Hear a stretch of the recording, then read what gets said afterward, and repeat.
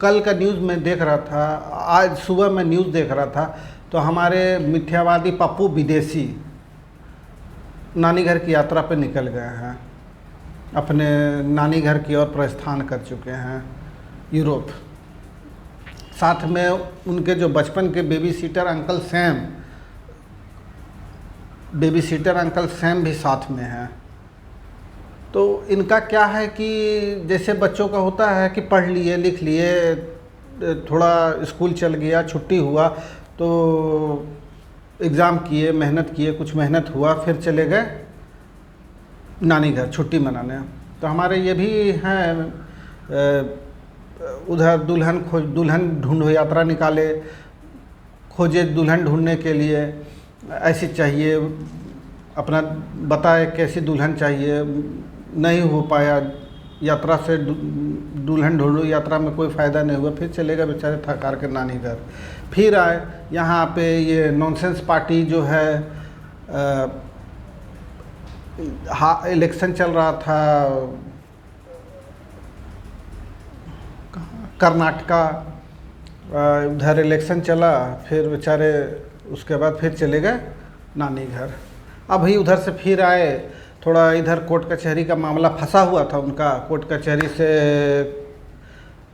मतलब राहत का खबर कुछ मिला, बेचारे खुश हुए, अपना चले गए नानी घर। कोर्ट कचहरी का कुछ मामला लंबित था, सब कोर्ट कचहरी फाइनल करके अपना नानी घर। अपने जो साथ में बेबी सीटर जो हैं, बचपन से बेबी सीटर हैं अंकल सैम, वो अपना लेके चले, साथ में उनके निकल गए। अब दूसरा जो है, एक मैं इधर अखबार में पढ़ रहा था, जाति जनगणना। ये जो नॉनसेंस पार्टी का जो अलायंस, नॉनसेंस पार्टी और साथ में उनका जो मिली भगत वाला पार्टी है, इडियट पार्टी, और जो उनके साथ जो है नॉनसेंस के साथ जो है, तो वो सब बोलती है कि जाति जनगणना करेंगे। और इसमें सबसे आगे है हमारे फिनिश कुमार, सबसे आगे हैं फिनिश कुमार, पूरा उन फिनिश हैं, पूरा फिनिश हैं, लेकिन प्रोपेगेंडा एजेंडा में उसमें सबसे आगे निकलेंगे।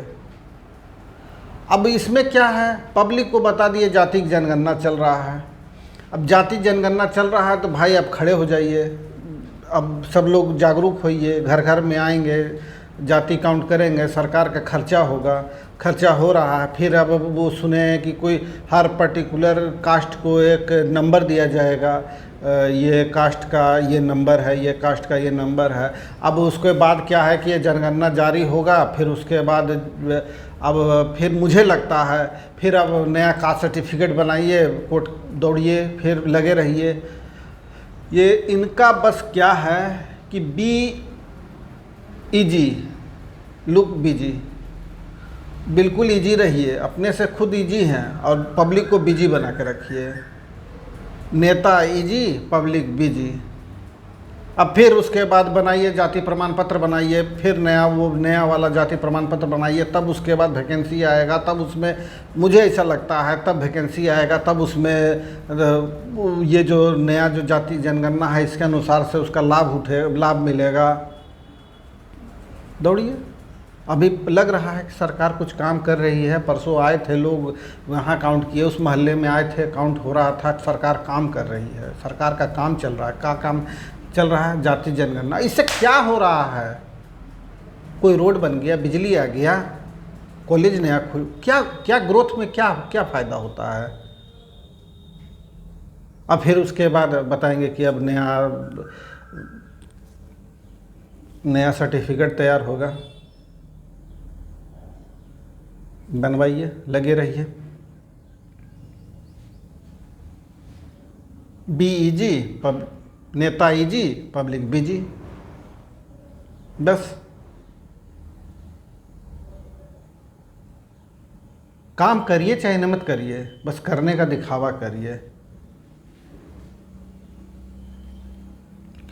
और फिर मैं एक न्यूज़ देख रहा था कि नॉनसेंस पार्टी से कह रहे थे कि अगर अंग्रेज़ों से आपको इतना भी ये है, अंग्रेज़ों के नाम से या किसी से भी इतना ही आपको नफ़रत है या नहीं पसंद है, तो आप राष्ट्रपति भवन को मतलब उसको त्याग क्यों नहीं देते हैं?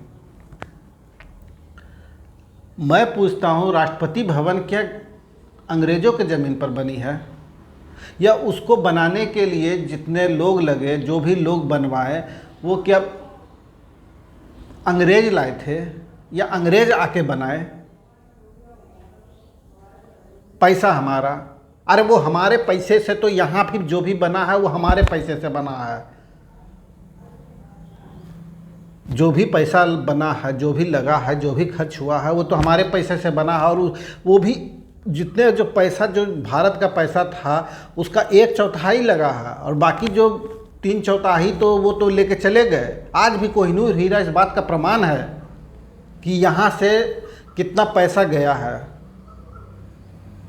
ज़मीन हमारा, पैसा हमारा, लोग हमारे,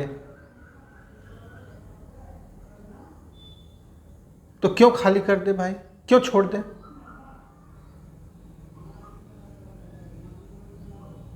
आपको अच्छे नहीं लगते हैं अंग्रेज़, तो उनका छोड़ दीजिए। तो आपको ये नॉनसेंस वाले को अच्छे लगते हैं क्या? अच्छे लगते थे?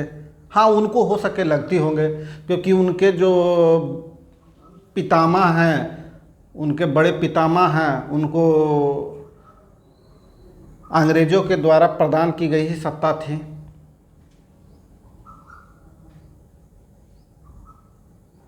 सत्ता के भूख में वो कुछ भी बोल दें, किसी को भी अच्छा बोल दे, बस एक नकारात्मक चरित्र है।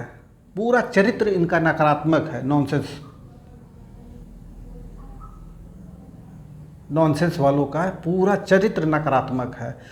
सिर्फ विरोध करना, जो भी आप बोलिए विरोध करना है।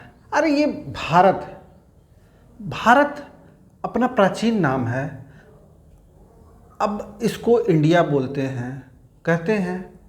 अब इंडिया को बताते हैं कि ये इसका इंडस रिवर से इंडिया नाम हुआ। इंडस रिवर, अब इंडस रिवर कौन दिया? इंडस रिवर तो हम तो कभी नहीं पढ़े। इंडस रिवर मतलब इंडस रिवर किसने कहा?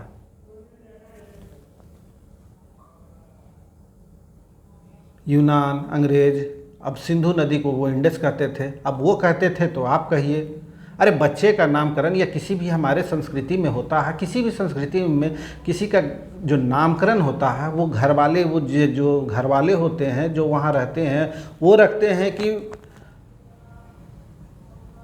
कोई विदेश बाहर वाले से रखवाते हैं। आप अब ये नॉनसेंस वाले हैं, मिथ्यावादी पप्पू विदेशी हैं, इनका नानी घर कहीं है, रखवाए होंगे अपना नाम। लेकिन भाई जो अपना नाम है, अपने संस्कृति, अपना, हम लोग जो नाम, कोई भी नाम देते हैं तो वो नाम देते हैं। अब वो अंग्रेज़ों ने कहा इंडस, तो हम इंडस कहें।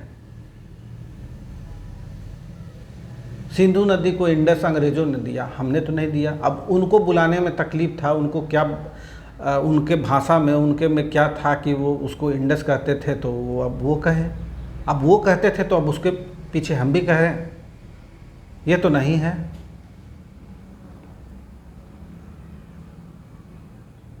मुझे नहीं लगता है कि ये सही है। अब हम लोग जो हैं, ब्रिटिशर्स जो हैं, इंग्लिशमैन, उनको अंग्रेज कहते हैं, तो क्या ब्रिटेन में लोग क्या एक दूसरे को अंग्रेज कहते हैं?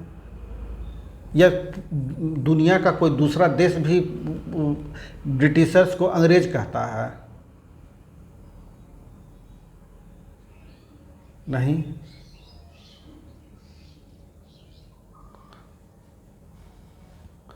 पर अब इनका जो है सबसे बड़े जो नॉनसेंस हैं, मिथ्यावादी, अब उनका नानी घर उधर पड़ता है तो उनको अच्छा लगता है वही।